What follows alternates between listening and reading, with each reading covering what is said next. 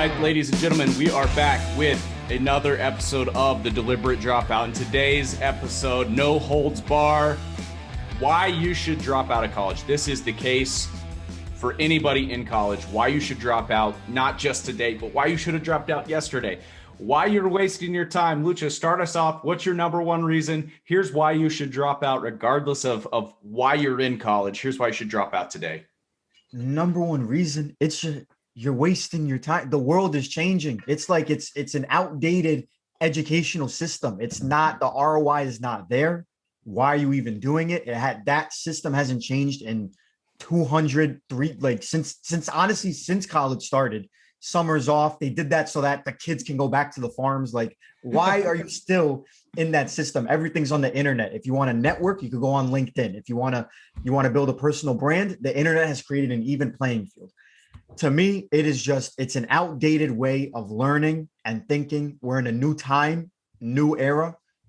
Like, adapt or adapt to the new way. That's my big thing. All right, I'm gonna just piggyback right on there. Number two, my number one reason is everything that you want from college outside of the credential, everything else you can get better, faster, cheaper.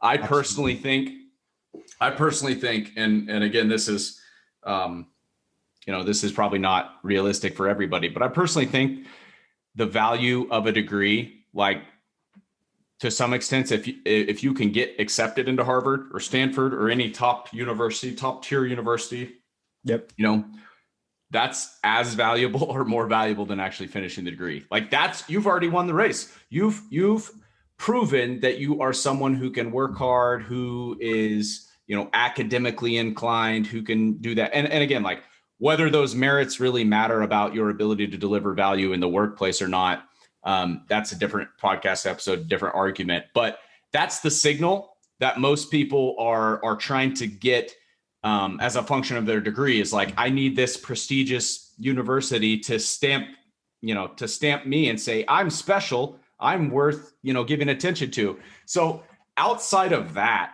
everything else that you want from a degree, it can be had better, faster, cheaper, with more ROI, with more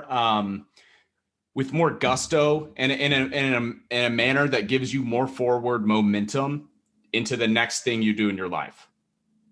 Yeah, and let's really dive deep into the fact of what you just mentioned, like the credential.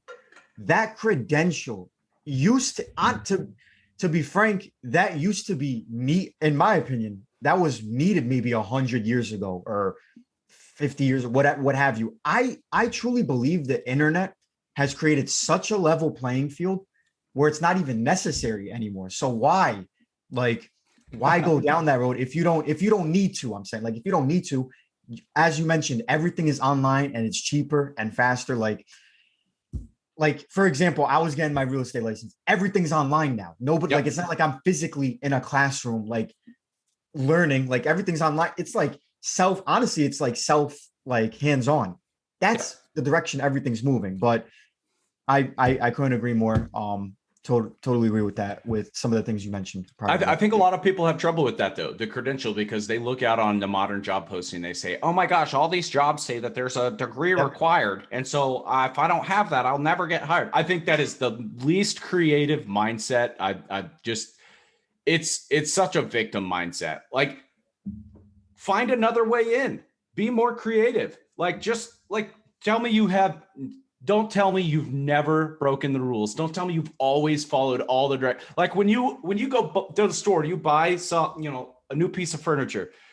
Do you honestly take out the directions and read every single step and do it step by step and, do it perfect? No, don't do the same thing on your job hunt either, just because it says degree required. What they mean is like, well, it sure be nice if somebody else vetted this person, that they actually have the knowledge or skills or competence that we're looking for.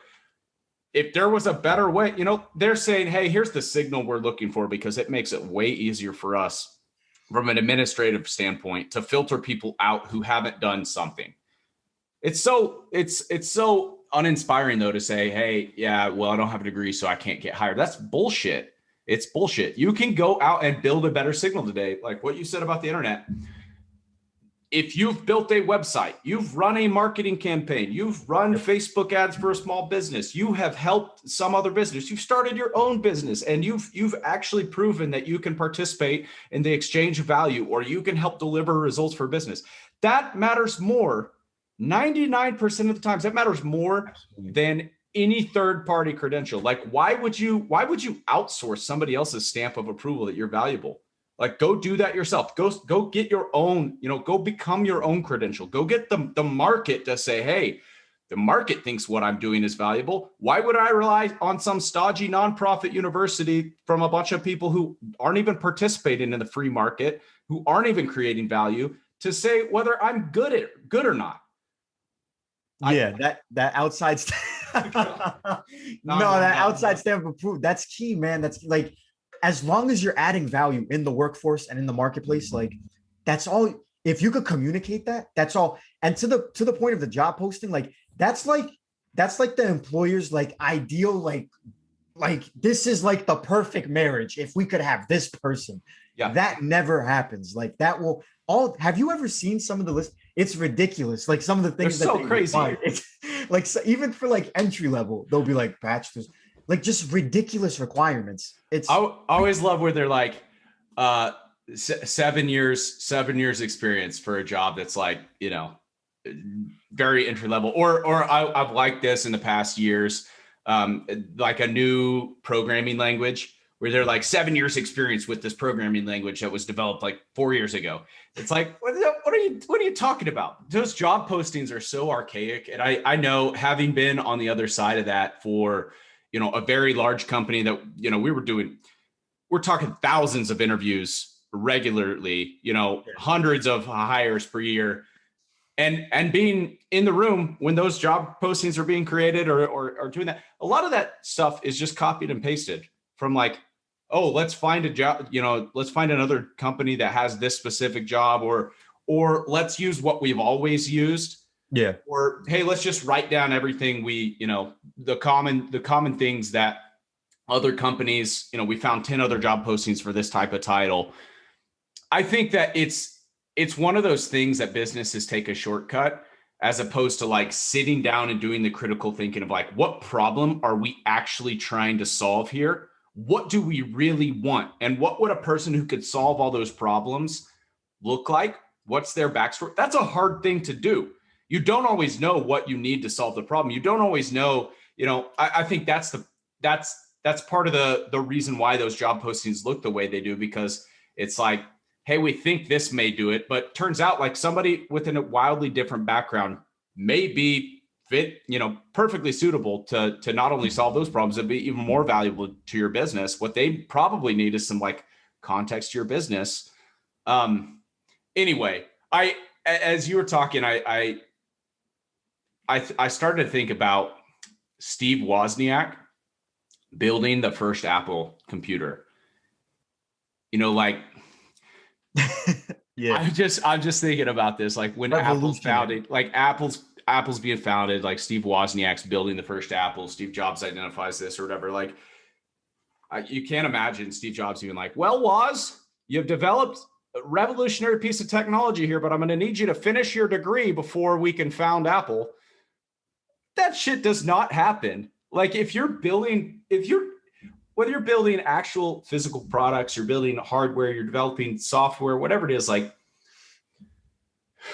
man, if you can create something that other people deem as valuable, that is what matters. That's the signal people care about. It's not, I passed this test, I got this degree, I got this credential, I got this many gold stars. Like, nobody cares about that. It's about, can you be valuable? And at the end of the day, if you are in college, you are creating a ton of distractions for yourself in the form of attendance, bullshit homework and assignments, electives, classes that have nothing to do with what you're interested in.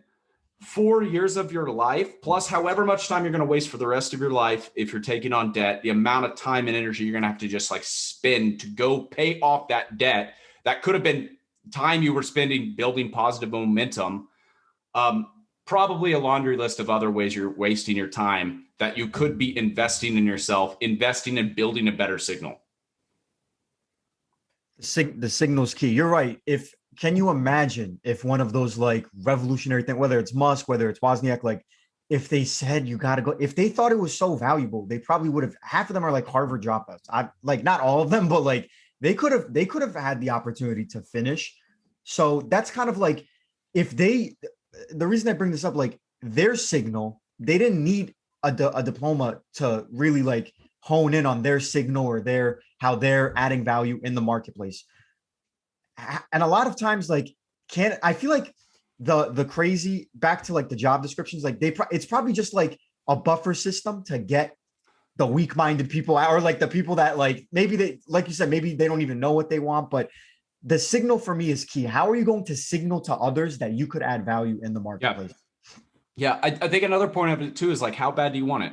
How bad do you want to show people what you can do? How bad, how bad do you want it? How hard are you willing to work to prove to others that you can deliver the goods? And I think that is part of it. Like, I think, this is a byproduct of the longer you stay in school, the longer you are in an environment that makes you raise your hand to ask permission to go to the bathroom, that makes you, that tells you, hey, the whole point of this is for you to get an A, is for you to convince one person up at the front of the class to say, hey, this person, they're good. Like, the more you are working to please authority figures and like a stodgy institution, the more you get programmed to think that way, that it's like, there's a certain set of rules that I always must follow no matter what.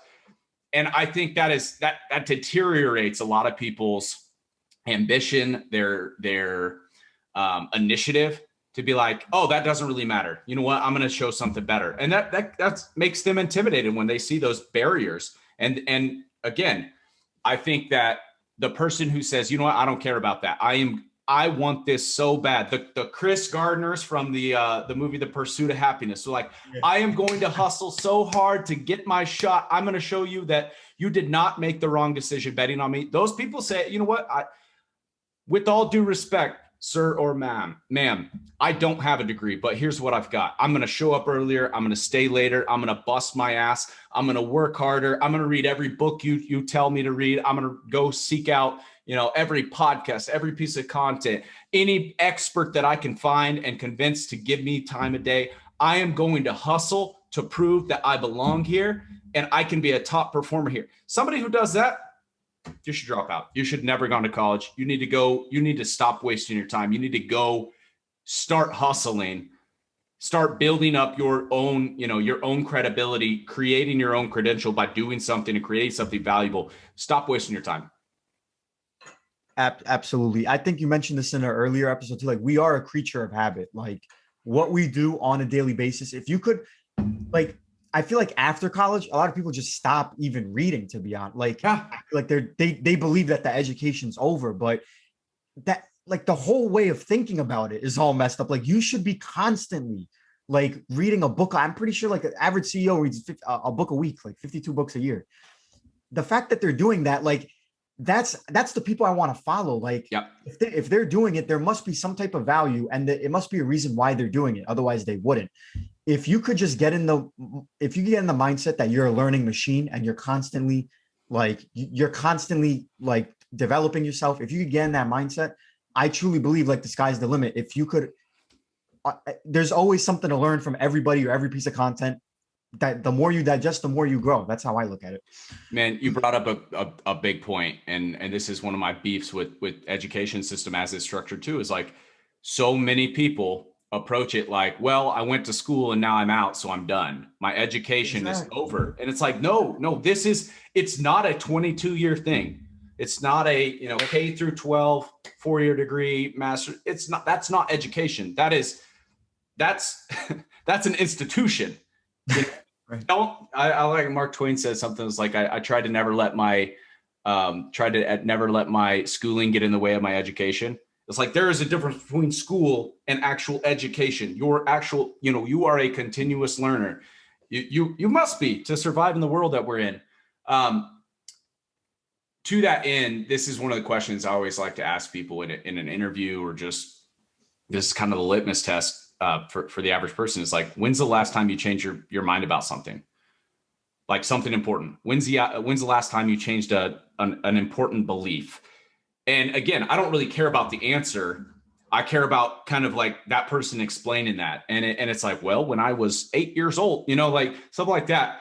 You know, people who are learning and they are out there, like people that don't belong in college, for instance, you know, like people who are consuming content, they're consuming ideas. They are enamored with ideas, not for the value of ideas in and of themselves, this like lofty thing, but in the usefulness of ideas for their own ability to get predictable results in their life. And to that end, I think people who are, you know, who don't need college, who don't need some kind of set curriculum to follow, they don't want somebody else to pave the way. Those people are rapidly prototyping different ideas. They are reading books and they're like, hey, this one, you know what? 99 pages out of this book suck. Nothing I can get from here, but one page, this had a secret for me. This had massive ROI. And this helped me realize that this other idea that I had, I can discard that because it's no longer useful for me. All right. Until they read the next book and you're like, holy shit, I thought this was the answer, but now I realize there's this other way. Those are the people that I want to be around. Those are the people that, like, go put yourself around those people instead of staying in college in an environment where most people are like, shit, I am so hungover. I'm so pissed that I have to go to class today. I don't want to be here, but I have to be here. Like, don't put yourself around a bunch of people who have to be there. Go seek out the people who want to be engaged with life, the people who are excited. Like, that is a more valuable crowd and network for you to be building than just like being around a bunch of like hungover idiots. For sure. And they're forced to be there. It's kind of like prison, to be honest. Like, I feel like the education system has its purpose. Yeah. The fact that it's expanded into like your 20 somethings, that's, I feel like, where the problem is. Like, when you're a kid, okay, maybe you need some type of structure. You know, your parents are working. Obviously, like, you need some type of structure where school. The ROI just gets so bad after like high school and even like midway through, the ROI just plummets, bro. It's like, I'm trying to think of a stock where like it's great. Maybe a mutual fund. Like, it's like all these hidden fees. No, all these hidden fees, like, you don't realize till you want to cash out on the mutual fund. And then you're like, damn, they took all this money away. I look at it the same exact way. In the beginning, seems like a great idea. I don't know how to invest. I don't know anything. Someone's managing this for me and helping me make the decisions. Yeah, exactly. And the little book of common sense investing, it's kind of like, he tells you like, you don't really need an expert to invest. And where this is applicable is like, you don't need anybody else's approval to succeed. Like, you can become your own credential and it's not as scary as you think. Yep. Like, if there's people, you know, I'm relating it a lot to stocks, but like in the stock market, you throw your money in an index fund and then you set it and forget it. That's how you beat Wall Street. You don't beat Wall Street by trying to beat the next stock. You don't beat your value in the marketplace by just trying to compete with diploma. You can't win in that game. I went to this kind. You can't win in that game. You got to beat it. You got to add value in a different place. Do what nobody else is doing. Work the 80, 90 hour work weeks. Read a book a week. No kid 20 years old is reading a book. I guarantee, very rarely, maybe like not in college, especially in college, nobody's doing that. So if you are going to go against the grain, you have to have a different argument from everybody else. You can't have the argument, oh, what colleges you go to? What's your major? You're gonna, like, for me, I knew where I could win my argument. I don't got a diploma, but you know, I got 4 years of I've made this much, I've contributed this much revenue at this company, etc. Yep. That is the way I believe you beat, or that how you could add value in the marketplace and continuously growing. You can't, to that same end though, you can't take a different route and be a loser too. You can't like say, hey, you know what? I'm gonna disregard all the rules of society. I'm gonna disregard all social norms. I'm not going to go to college. I'm not going to get a degree. I'm not, you know, I'm going to do this on my own and then say, I'm also not going to work harder than everybody else. I'm not going to be creative. I'm not going to try and take a different approach. I am owed this. Like, you know, like I'm going to go sit on my, you know, I think this is the stereotype people think of college dropouts, which is stupid because it's not, it's like anything else, a bad stereotype. It's like, I'm going to go smoke pot in my grandma's basement and just like be a menace to society, a drain on society. Like that's the persona. Again, like don't do that. Obviously that's a bad stereotype for a reason, but there's some truth to that, of people who are like, I'm going to opt out because, I don't have a plan. I don't want to work hard. Again, I think if you're somebody who wants to work hard, you have ambition, you can succeed in any environment. You're going to succeed in college. You're going to succeed in, if you go your own way. But the fact of the matter is, like, you could probably get there faster one way versus the other. It's just a matter of like choosing, being deliberate about how you're spending your time and figuring out what serves you best. But if you're going to be different just for the sake of being different, like you may be creating even more difficult circumstances for yourself. Toxic. That's just toxic. You don't like, that's that toxic girlfriend you dated in high school. Like, nah, you can't, I agree 100%. If you're just going to be a menace, at least, and we talk about this, like have the plan, and your external world's a reflection of your inner world. So if you have that drive, you could put a hustler in any environment. You'll figure it out. Like that's how I look at it. Yep. Absolutely. All right, man. Any other last big reasons? Here's why you should drop out. I know we didn't even get to like debt or the wasting your time or whatever, but I know we've covered that in other episodes, but what else you got? Any last ones we should include in this? Last ones. I mean, I'm just going to go back to like the main point. Like it all goes down to the credential. If you could figure out if you have the ambition to succeed, like, and if you could showcase your work that you could add value in the marketplace, maybe you don't need 4 years of liberal arts and learning how to swim the first 2 years to actually start your career. So that's my big takeaway from everything. All right. I'm going to wrap it up with one last big idea here. And it's, you owe it to yourself to bet on yourself. You owe it to yourself as a young, ambitious, hardworking person to give yourself a shot, going all in on yourself, trying to answer that question. Hey, am I good enough? Can I do this? Am I capable of this? Do I need all this other stuff? I think it's one of those, it's one of the same like kind of foundational transitions you can give yourself as like leaving your parents' house and going and becoming financially independent. It's like putting yourself in a situation where you are forced to go answer that question for yourself. Am I good enough? Can I become the person I need to become in order to be successful if I bet on myself? If you do that, I think the people who put themselves in that situation, they are hardworking. They're willing to do whatever it takes. They're ambitious. Like they're going to figure it out. They're not going to sink. They're going to swim. They're going to thrive. And the thing is, you have to go put yourself into the crucible. And if you don't do that, you're going to waste a lot of energy, waste a lot of time and opportunity that you could have been using to build momentum, forward momentum. So.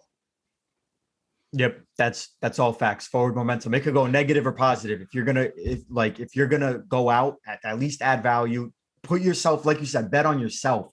That's the toughest part, taking that leap of faith. But after that, like it's a wrap. Like if you put in the work, you have to see the fruits of your labor. All right. This has been another episode of The Deliberate Dropout. Drop us a comment in YouTube. If you're listening on YouTube, if you're on your other podcast player, leave us a 5-star review. Let us know any other topics, questions, comments you'd like us to cover, and we'll be back again with another episode.